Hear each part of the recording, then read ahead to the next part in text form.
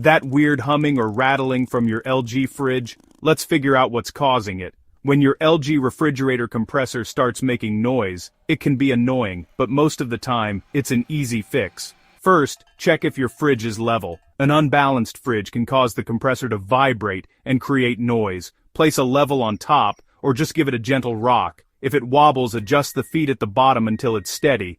Next, listen. Is the noise a gentle hum, or more of a loud rattling?